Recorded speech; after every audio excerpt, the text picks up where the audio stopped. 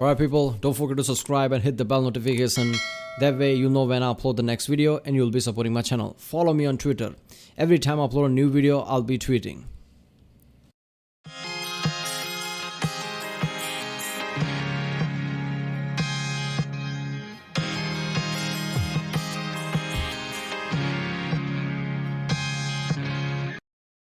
Origin Chess Home Reaction. This is The Emperor of Mankind, Warhammer 40,000 by the channel The Templin Institute. Yes, another Warhammer 40k video. It's been a while since I did the last one, so why the hell not this one? This just popped up in my recommended feed. I'm like, what the hell, how did I miss this one? So yeah, I guess I did the Imperium of Man and I just thought, it's the same one. Then I realized, wait a minute, this is a different video. So I'm doing, Emperor of Man series from Lutin currently. It's the second video of that. It's still not finished, but I guess it's going to be in summary in just 18 minutes. So I guess we'll see how much, similarities there are between Lutin's video and this one. But Templin Institute just do things in summary, I guess. So it's kind of fun to watch. So let's watch it. Remember people, if you like my reaction, don't forget to like, subscribe so I know which type of videos to react to more. Check out the reaction today. There's a link in the description. Check out the cards for different places. Everything cards here. Yeah, let's watch it.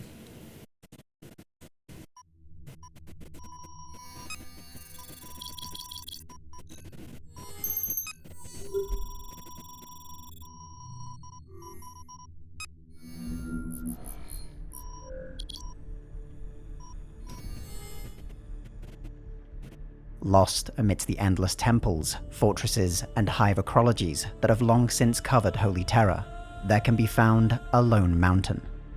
Upon its harsh granite face have been carved the stern visages of 4 warrior kings, to which countless pilgrims now offer sacrament. Who these men were, that the Imperium of Man should choose to honor them in such a way upon the divine soil of the throne world itself, has long since been lost to the ages. They are venerated simply as nameless heroes, and that is enough for the faithful. The notion that such figures might predate the Imperium itself died upon the lips of historical scholars who perished millennia ago, and if any thought to assert such claims now, they would surely be executed for heresy. Yes, easy. Yet this anything old and is a fucking heresy. I mean, but they are worshipping Emperor right now, and clearly in the past Emperor didn't like any type of religion. That shows you that any pre-time thing they hear about, they're just gonna say, oh, that's a heresy. Even if the proof is concrete, like, okay, this is a definite proof, they're gonna shove it aside like, yeah, we can't talk about this. Lone Mountain is in truth one of the last surviving links between the Imperium and the ages of mankind that came before. A few across the Imperium have unlocked the secrets to an unnaturally long life. Some among their number can remember the fiery nightmare of the Horus Heresy, when the Imperium was nearly split asunder. Fewer still might have even seen the unrivaled glories of the Great Crusade, or the terrible and mysterious Dark Age of technology. Perhaps there may even be a blessed few who have persisted for so long that they might share first-hand accounts of how mankind first spread across the galaxy, how industry was brought to Mars, or give names to those 4 kings carved onto the face of a lone mountain. But across the million worlds of the Imperium of Man, there is but a single soul that can undeniably be said to have witnessed these events and so much more. A single soul that spans the eternity of mankind's existence. A single soul that connects humanity both to its past and to whatever future it might have remaining. He is the master of mankind by the will of the gods, and master of a million worlds by the might of his inexhaustible armies. He is a rotting carcass writhing invisibly with power from the dark age of technology. He is the carrion lord of the Imperium, for whom 1,000 souls die every day, for whom blood is drunk and flesh eaten. Human blood and human flesh, the stuff of which the Imperium is made. He is the God Emperor of mankind. In life, the Emperor was the perfection of mankind, a manifestation of the ultimate potential of his species. There was no field in which he did not excel, no physical or mental test in which he exhibited anything less than transcendent talent.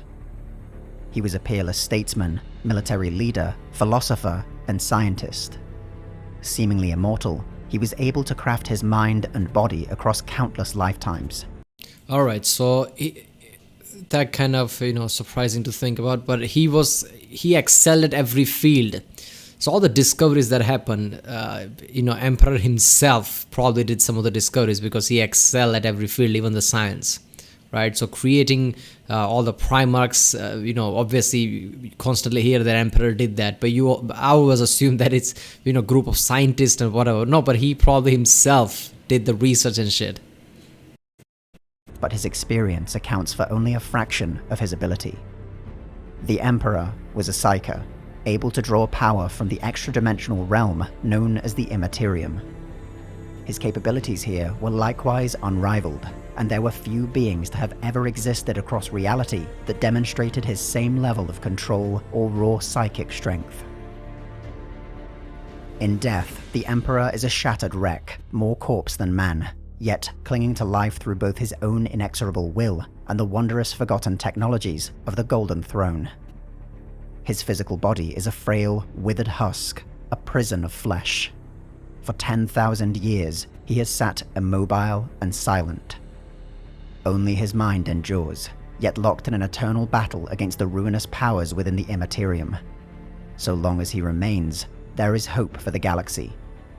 Yet should he fall, all reality would be lost beneath a tide of demonic madness and despair. How a being such as the Emperor first came to walk among mankind is likely beyond human understanding. There are many within the Imperium who would claim that the Emperor has always existed in some form, and to suggest otherwise is the highest form of heresy. Yeah. Countless trillions have been put to death for interpreting the Emperor in a fashion outside of the sanctioned Imperial cult, and to think a reputable account of his origins might be found in such a regime is to invite madness. And yet, records within the Library Sanctus appear to shed light on his beginnings, though none but the Emperor himself can say for sure to what degree such stories reflect reality. Alright, so in the 41st millennium, lots of technology has been lost, right? But the problem with that is their mentality, religious mentality here, that anything about the past that contradicts what they believe in is a heresy. That could create a problem if somebody is trying to discover old technology. Because with that discovery might come some certain truths that doesn't align with the Imperium's ideology. So they would just say heresy and just destroy any evidence that came up. So that is one of the big issue, people actually trying to discover old lost technology again. According to ancient texts, the being that would become the Emperor was born some 50,000 years ago in a long-forgotten region of Terra. Some accounts claim he was intended to be the first and greatest of a new race of human psykers, a collective reincarnation of extinct shamans, sorcerers, and wise men who had guided humanity during prehistoric times. For thousands of years before becoming the Emperor, he guided and watched humanity develop. He traveled the globe, assuming countless... The origin story of Emperor, Lutin, I think Lutin talked about it, right? That is so interesting. There's multiple theories, but the shaman theory, that is the most acceptable one. I don't know. To me, the thing that, maybe it's the old ones or Catans. Emperor was one of them, right? One of the old god-like creature, and just became the Emperor of men like that because they were that powerful. That kind of makes kind of more sense to me. The shaman theory is that, what shamans didn't, pass down their knowledge even after sacrificing themselves. If they did, then why somebody didn't create another Emperor of mankind, just like the shamans originally did, right? That is this thing that, you could just redo the whole thing again, right? By passing down the knowledge of being shaman and things like that. But being an old one or being one of the Catan ones kind of feels like, the old gods that died, right? Just one was left, or one didn't want to stay with their group and just left and came to the Terra and just observed this new species that was rising and became one of them. That kind of makes more sense. Names and identities. Sometimes adopting the persona of a great leader or advisor, a crusader, religious leader, or even messiah. More often, however, he remained an unknown contributor to events, influencing their outcomes in a way that did not betray his involvement. Whatever his actions, all were ultimately in the service of humanity, guiding his race along a path of survival that he alone could see. As more and more humans were born with the same ability to shape the powers of the Immaterium, the Emperor realized he would need to take a more direct and open role in mankind's affairs than ever before. The collapse of the Age of Technology brought about a time of ruin, and without the Emperor's guidance, mankind would perish. The Emperor's first appearance in modern Imperial records is as one of the many petty warlords who struggled for control of Terra during the 30th millennium. His brilliant campaigns against the other techno-barbarian warlords of the planet set him apart, however, as did his use of genetically engineered warriors. Through his creations, most notably the superhuman Thunder Warriors, the Emperor reunited the planet, but only at terrible cost. The last casualties of the Unification Wars were the Thunder Warriors themselves, struck down by the Emperor's superior creations, lest their growing corruption tarnish everything they'd fought to achieve. Yet the Emperor's greatest ambition were the Primarchs, 20 superhuman beings whose genomes had been designed using his own genetic code as a foundation. Once matured, they would be his greatest generals, diplomats, and statesmen. Thunder Warrior story is pretty fucking sad, right? The Emperor himself killed them. That's just fucked up, knowing how loyal they were, how they struggled to win wars, and in the end, Emperor himself is the one who gave the order to kill them. Emperor is basically was aiming for a longer goal, but it's still fucked up all around. And obviously, during the heresy, I think somebody told me in the comments that Primarchs realized this, right? Like how these Thunder Warriors were killed, so I guess that's made them a bit uneasy as well. The power of the Emperor, however, had been recognized by the malevolent entities of the Immaterium, and seeking to disrupt his plans, they cast out his 20 sons across the galaxy. In the absence of his generals, the Emperor instead worked to craft his armies. Using genetic samples derived from each of the Primarchs, the Emperor raised legions of new superhuman warriors, the Astartes, and began his reconquest of the solar system. Through expert diplomacy, the Emperor forged a crucial military and political alliance with Mars, cementing the foundation of the Imperium of Man. With the industry of Mars, alien slavers were cast off the moons of Saturn and Jupiter, and the Emperor turned his eyes towards the greater galaxy. The Great Crusade has achieved a legendary status within the Imperium, surpassed only by the Emperor himself. The reports of great victories and triumphs over Xenos races, heretics, and lost human dominions are so numerous as to be essentially endless. It was an era of rebuilding, reunification, and the rapid redevelopment of technologies long thought lost. The Emperor sought to unite all humanity under his banner and ensure human supremacy across the galaxy. With each new world brought under Imperial compliance, his resources grew, accelerating the process nearly exponentially. But the Great Crusade also brought the Emperor back into contact with his lost sons, and not all had grown to be the men he had intended them to be. The galaxy they were cast into was one of brutal terrors and cruelty. While all among the Primarchs had become expert statesmen, powerful warriors, and wise philosophers, many exhibited very human failings: fear, hate, arrogance, and jealousy. Yet, the Emperor remained confident enough in their abilities to turn the Great Crusade over to their care, and in particular, his favored son, Horus Lupercal. The Emperor returned to Terra to personally oversee the construction of the Imperial Webway. This was his ultimate goal, a new means of faster-than-light travel that would forever free mankind from its reliance on the Immaterium, and protect it from the depredations of chaos that lay within. But the ruinous powers of the Immaterium had long since realized the threat to their existence posed by the Emperor, and moved to thwart his ambitions. Through their manipulation of the Primarchs, the Chaos Gods convinced 9 among their number to betray the Imperium. Horus himself had become their greatest prize, and together with his brothers launched a decisive strike against the work of their father. The tragedies of the Horus heresy are without number. Yeah, what I like about this is that, Chaos Gods realize that how Imperium is already way too powerful. Now, if they create webways like Eldars, they're going to be way too much untouchable for us to do anything about it. That's why they strike them down, right? That's why they did all this Horus heresy and shit, because they didn't do that with the Eldars, right? I mean, Eldars created their webway, Chaos God didn't intervene until Eldars fucked themselves with the Slanesh, creation of Slanesh. But Imperium, with the Emperor of Man, obviously one person being this powerful, probably, Chaos Gods felt more threatened by that. Like, this guy is probably as powerful as us, basically. And now the webway, this is too much, that's why they intervene, I guess. But imagine if webway was completed, right? All the issue, all the right now throne, Emperor have to be on the throne to keep the, warp open and things like that wouldn't be necessary. Yet none so cruel as its final turning point. As the Imperial Palace on Terra burned at the hands of the Chaos Legions and demonic hordes, the Emperor confronted Horus aboard his flagship, the Vengeful Spirit.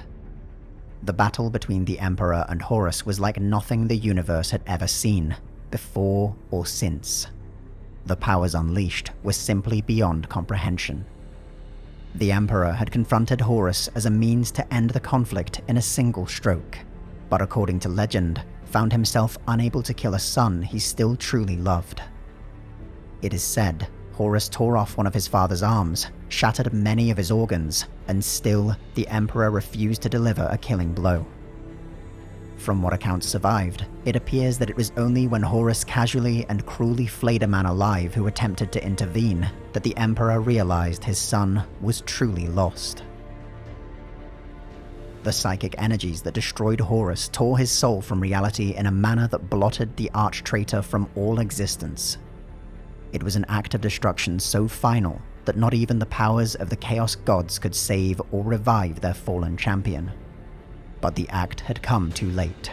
The Emperor was mortally wounded. His final instructions to the loyal son that had found his crippled body described how to modify the Golden Throne. It had been intended to form the heart of the Imperial webway. Now it would be an arcane form of life support, holding together the Emperor's crumbling body. Through his will, the Astronomicon would be projected, a psychic beacon allowing travel through the Immaterium and the survival of mankind. For 10,000 years, the Emperor has persisted atop the Golden Throne, his spirit guiding an Imperium that has become a grim mockery of his original intentions. In the Great Crusade, the Emperor brought to the Imperium a materialistic, atheistic faith based on reason and science, rejecting all vestiges of irrationality and superstition. Now, superstition and irrationality rule over all, with the Emperor's true values derided as heresy and witchcraft. The Emperor fought to purge all forms of religious faith and break the power it had always had over humanity. Now, the Emperor himself is venerated as a god, worshipped by countless souls as humanity's divine protector. The Emperor's ultimate goal was to rid humanity of the influence of the ruinous powers. Now the fates of both have intertwined to such an extent that it may be impossible to ever reverse. Alright. I guess that makes sense. Emperor didn't want religion because he didn't want a risk of, people worshipping chaos gods. Right? If you remove all the religion and all the thoughts of gods and religion, nobody's even going to think about the chaos gods, and that's how you get screwed up. If you believe in chaos gods and think the chaos gods exist and worship them, that's how chaos gods influence you. Right? So I guess that was his thing. But after the Horus heresy, he must have realized that's not going to work. He didn't told his primarchs, and they still learned, and they still became corrupted by chaos. So maybe after the Horus heresy, his mentality changed on the matter, no religion, maybe it doesn't work. So that's why he probably is okay with him being worshipped by now, because his only issue was that nobody worships chaos gods. That's why he was reading all the religion, but that didn't work. With his ascension to the status of a deity, the nuances of his personality and character have been lost. Was the Emperor a loving father to his sons and all humanity? or a cold and calculating tyrant whose brutal methods tarnished his eventual triumphs. The truth is likely somewhere in between, but now impossible to know for certain.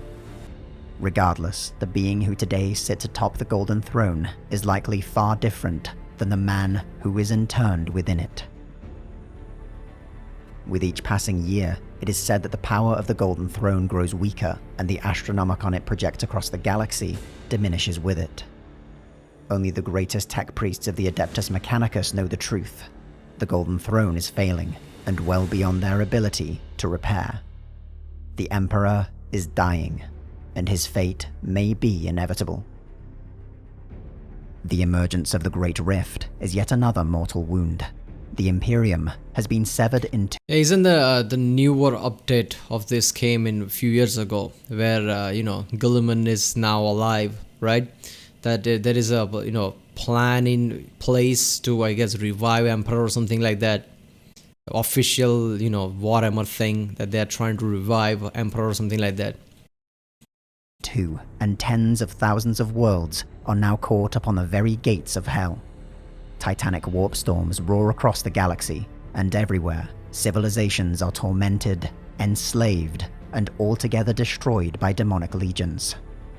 Many have proclaimed this to be the time of ending. In such a dark and terrible era, the followers of the ruinous powers are jubilant. They ridicule the servants of the Imperium, deriding the god Emperor as a corpse lord, carrion god, a false god. But the four ruinous powers of chaos, Khorne, Nurgle, Slaanesh, and Tzeentch, have another name for the Emperor, not one born out of mockery, but one perhaps out of fear. They know him as the Anathema, for there is no greater embodiment of a universal order, and even in his ruined state, no more potent foe of chaos. Damn. The Chaos Gods believe themselves to be... Chaos Gods are not stupid, right? They are Chaos Gods. Of course, they are not gonna, be like hubristic like that. They're corrupter legions, whatever they are. They are going to be, more, respectful. Like, they know who Emperor is, right? So they're not going to be respectful, but they are going to give him the name based on fear, because they actually fear him still. Be on the cusp of their ultimate triumph, but even they cannot ignore the unprecedented events taking place across the galaxy. Even as untold worlds are swept beneath a tide of demonic madness, the influence of the Emperor is exerting itself upon the mortal plane in ways never seen before. While the Emperor in life admonished those who named him a god worthy of adoration, in death he has become this and possibly something more. Yeah. The worship of countless trillions has undoubtedly had an effect on the power of the Emperor. Seriously, before Horus Heresy, it was like no religion, right? Everything was atheistic. But now, after worship of so many people, and obviously religion basically making everybody, have a singular focus, right? Anything else is heresy. This is the only truth. That kind of have a strong effect on, being powerful as a group, right? So after the Horus Heresy, where everybody's just worshipping the Emperor, obviously worshipping the Emperor makes Emperor stronger, and everybody just has singular goal now, right? Because there is just Emperor, everything else is heresy. That would make you strong. Your army is strong. You'd make mass sacrifices in the name of Emperor. So clearly now the fighting result would be different than before the Horus Heresy. Pulling across the immaterium in ways impossible to truly understand.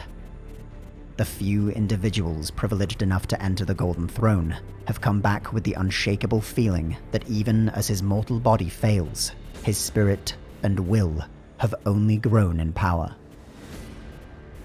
The ruinous powers of chaos have faced mortal champions and armies, only to corrupt them, manipulate them, or else drown them in a tide of blood and death. They have faced the progress of technology and the power of science, only to pervert their use into crafting ever more grotesque augmentations for their followers. They have faced rival gods, only to consume, shatter, or imprison every rival pantheon set against them. But in orbit of holy terror, as the galaxy burned, they face the Emperor, only to witness their greatest champion, one imbued with all their power, struck down so completely as to be beyond even their ability to save. The Chaos Gods fear the Emperor not for his champions or armies, his promises of science or technology, or even his ability to wield the powers of a god. They fear the Golden Throne is no longer keeping his decrepit body intact, but rather constraining his ever-growing abilities. They fear that one way or another, should the Emperor ever rise from his internment, he will do so not as a man, not as a god, but as a kind of power that reality has never seen. Damn.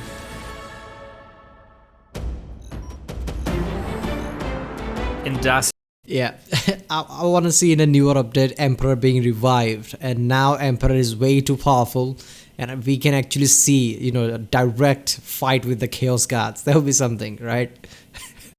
Khorne versus Emperor and things like that. That would be Nurgle versus Emperor. Some kind of a massive warp fight, chaos fight. Yeah.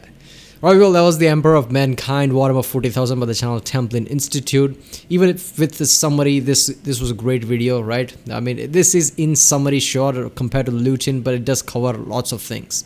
So yeah, if you like my reaction, don't forget to subscribe, check out the reaction, there's a link in the description, check out the cards, you think cards in, yeah. I'll see you next time.